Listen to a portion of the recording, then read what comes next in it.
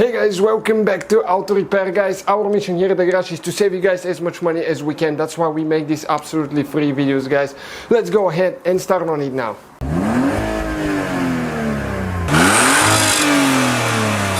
Today we're going to show you how to remove the driver's side steering wheel airbag on Scion FR-S, GT86, BRZ.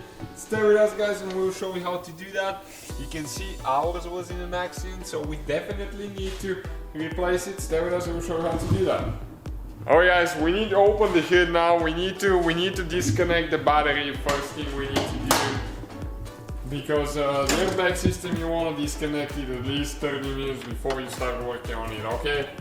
Positive, negative, we need to disconnect them, so that way the system will discharge and we will be able to proceed. So that's what we're doing now.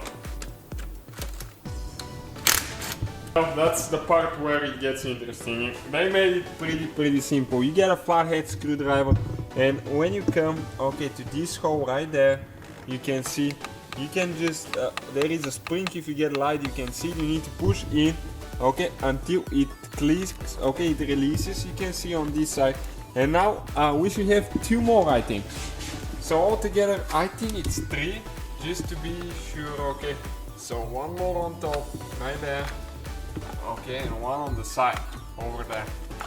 So, okay, that's the airbag coming out of there. Make sure you don't twist things too much, something, because it is pretty dangerous there. Alright guys, and as you can see, the wires are melted, so we need to replace the wire ends. Or what do we need to do? We need to actually, okay, it's right there. We need to put a cork spring, but we can just rebuild the wire ends. The only way to do those is actually break them to pull them out of there. Unfortunately, that's the only way to do it. Okay, you can see.